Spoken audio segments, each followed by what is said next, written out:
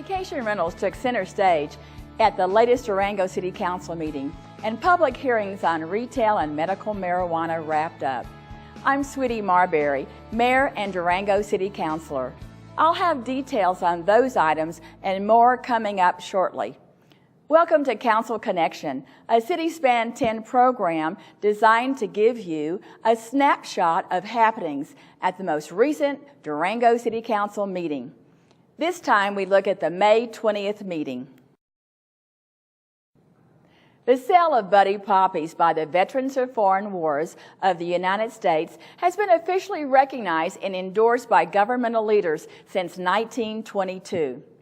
And this year is no different in Durango, as City Council proclaimed May 22nd through May 24th as Buddy Poppy Days.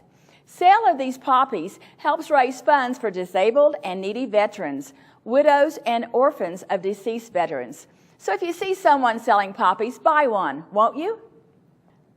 The consent agenda for this meeting was comprised of 10 items, which usually are approved by a single motion by council.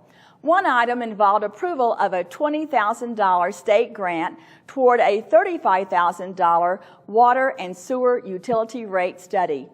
Another item involved hiring a special counsel to assist the city in preparing a reauthorization of the 1999 sales and use tax for the rec center and the river trail.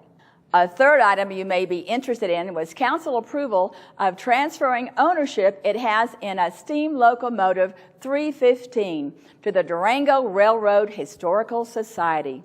Since 2007, the Society has invested more than $500,000 and thousands of volunteer hours to restore the engine to working order.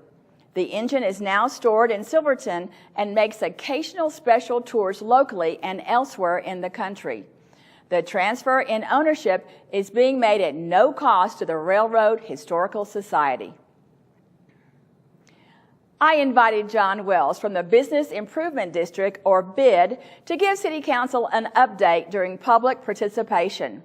The Boys and Girls Club introduced teens from their leadership team.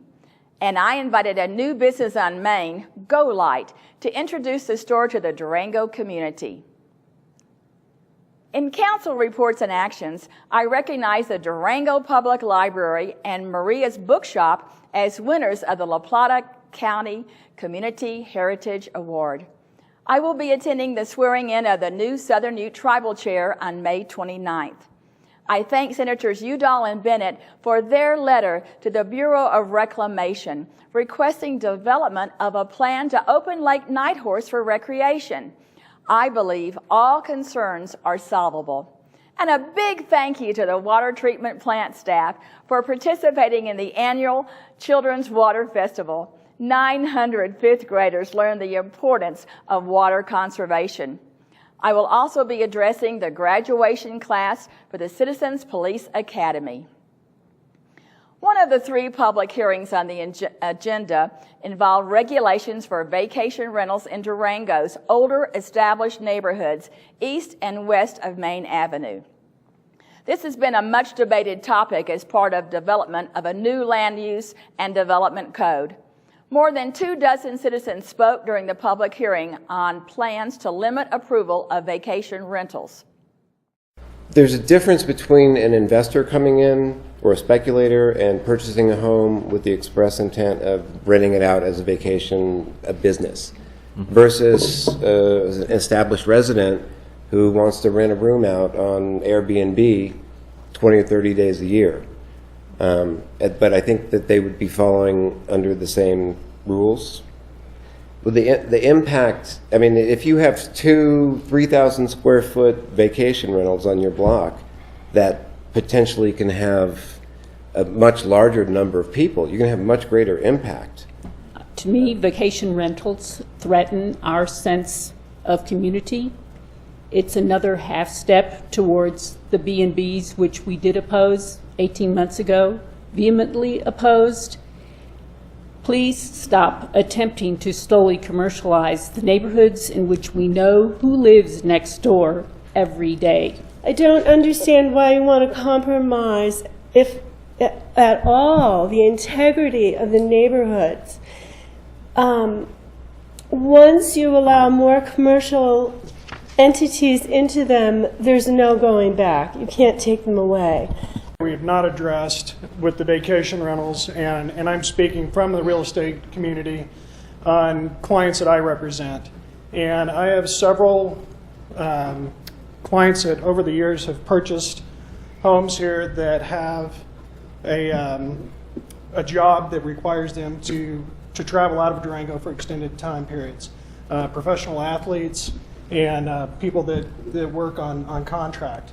And for these people to have a base of operation in Durango, it only makes sense for them to be able to rent their properties out in the absence of when they're out of the area, out of the community. So I would argue or advocate for a parking reduction requirement for vacation rentals. There is no comparison between the parking that is required for a commercial use and the parking required for a vacation rental.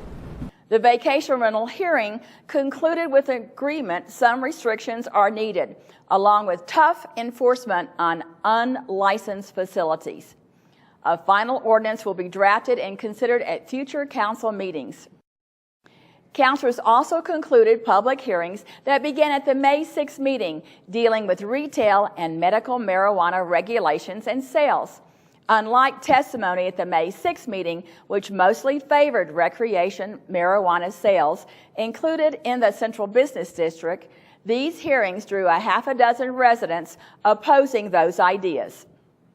General consensus among councilors favored tighter restrictions on placement of retail marijuana establishments downtown, which will be reflected in ordinances that will be considered at June council meetings. One quasi-judicial hearing dealt with rezoning and boundary adjustments for the Twin Buttes development just west of downtown to accommodate Animas High School. Basically, Twin Buttes will donate land to the high school for a new school. The 8 units that were to have been built on that land will instead be built on city-owned open space, with Twin Buttes donating an equivalent amount of space to the city to make up for the open space land lost. During the meeting, councilors also mentioned several events you might find interesting. Among these, Councilor Dick White noted the library has 2 summer reading programs this year with science themes, Spark a Reaction and Fizz Boom Read. You can learn more about these programs at the library's website, durangopubliclibrary.org.